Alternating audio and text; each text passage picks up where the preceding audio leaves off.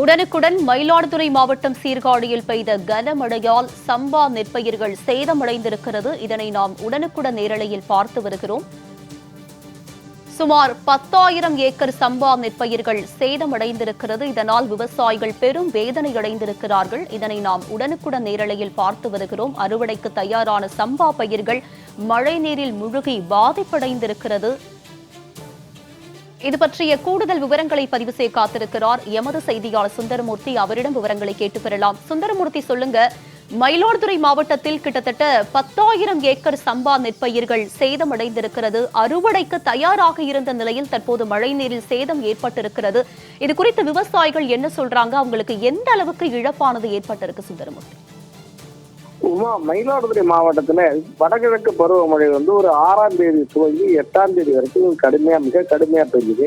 குறிப்பா சொல்லணும்னா சீர்காழி பகுதியில 24 மணி நேரத்துல 30 சென்டிமீட்டர் அளவுக்கு மழை பெய்யுது.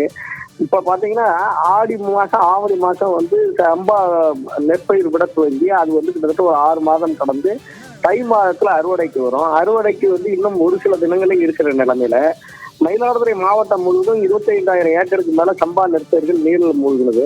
சீர்காழி பகுதியை பொறுத்த வரைக்கும் 10,000 ஏக்கர் அளவிற்கு நீர்ல மூழ்கி இருந்தது. கடந்த 7 தினங்களா இந்த பயிர்கள்லாம் நீர்ல மூழ்கி இருந்ததுனால பல்வேறு பகுதிகளில் பயிர் அனைத்தும் நீர்ல முளைக்க துவங்கி இருக்கு.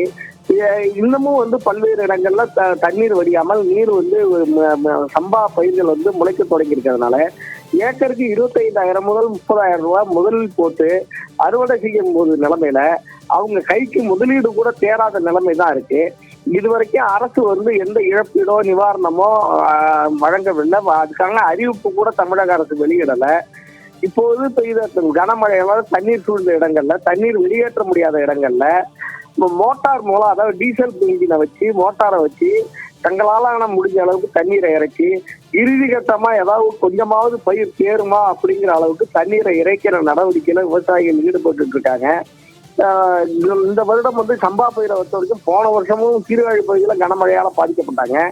இந்த வருஷமும் இப்படி பாதிக்கப்பட்டிருக்கிறதுனால விவசாயிகள் மிகுந்த வேதனைக்குள்ளாயிருக்காங்க. உங்களுடைய விவரங்களுக்கு நன்றி சுந்தரமூர்த்தி.